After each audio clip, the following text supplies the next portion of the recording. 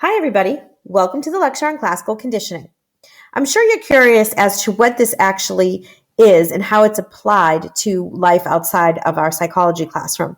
Well, hopefully this lecture will give you a great understanding of that. So to start talking about classical conditioning, we want to focus on two important names in the history of psychology, Ivan Pavlov and John B. Watson. The picture here is one of Watson. And Watson and Pavlov, they studied behaviorism. Now, Pavlov didn't know at the time when he was doing his research that he was going to be considered one of the fathers of behaviorism, and namely classical conditioning. But John B. Watson, he knew what he was doing. And we'll look at his work in another lecture at another time. I want to focus today on Ivan Pavlov. Here's a picture of Pavlov. Now, Pavlov was a Russian scientist who originally was studying digestive processes, and he decided to use dogs in his research.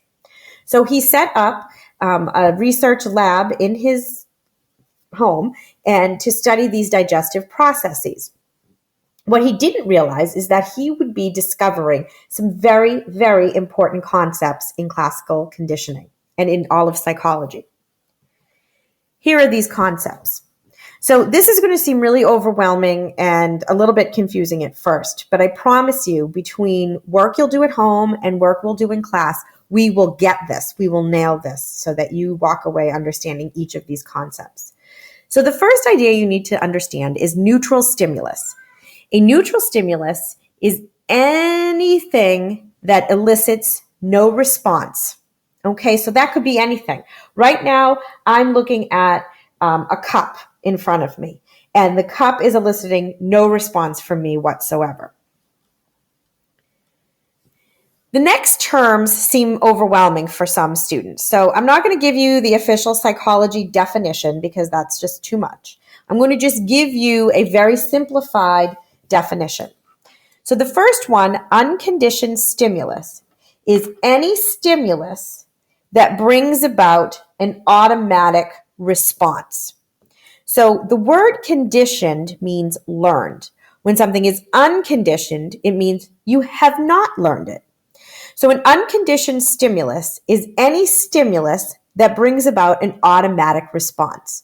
So for example, you hear a loud noise and you jump because you're startled. The loud noise is an unconditioned stimulus.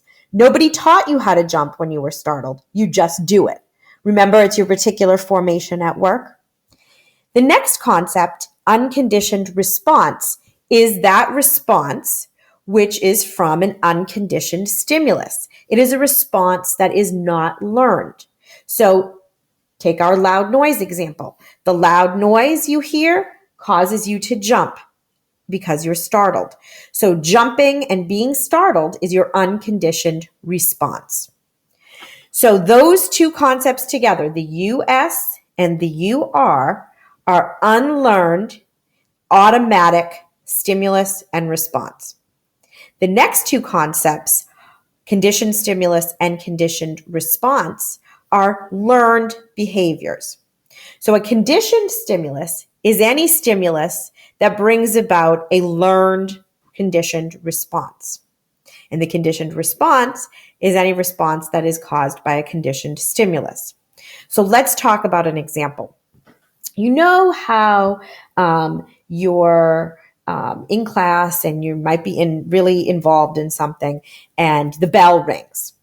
And no matter what you're involved with, whether the teacher is speaking, whether you're doing a writing sample, you're doing a math problem, you automatically get up and walk out of the room. You put your stuff together and you move on to your next class.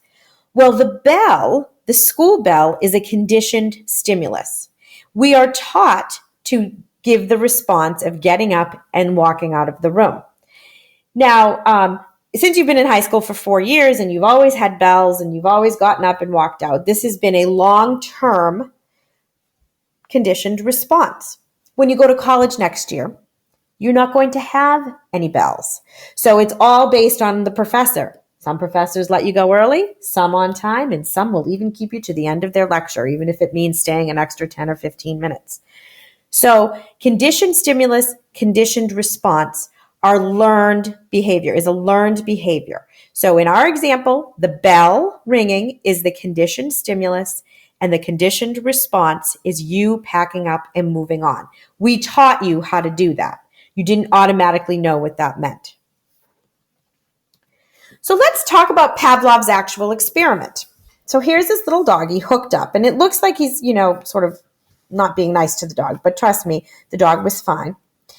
And so here you go. He gives the dog, puts some food in front of the dog. Okay, there's the dog.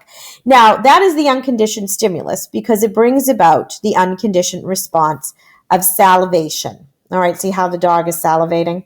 So that is an unconditioned stimulus, the food, bringing about an unconditioned response, the salivation.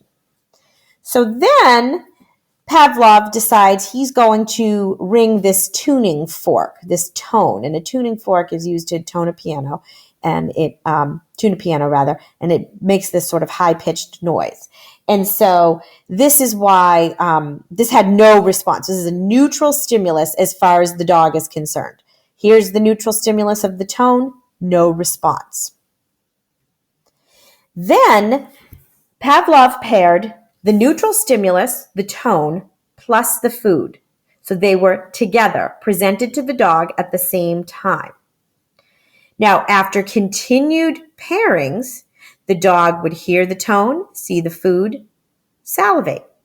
The tone and the food together, salivates. The tone and the food together, salivates. So after repeated pairings, what do you suppose happened? After the pairing, after conditioning, he rang the tone just on its own without the food, and the dog salivates. So the neutral stimulus alone now produces a conditioned response, thereby becoming a conditioned stimulus. So this was Pavlov's experiment. He originally set out to see how well or how ineffective dogs' digestion was, and he came up with one of the most influential, enduring experiments in psychological history. He actually ended up winning a Pulitzer Prize for it. So what I'd like you to do now is to sit down and write down on a piece of paper an example of classical conditioning that you can think of. So remember, classical conditioning, hold on, my phone is ringing.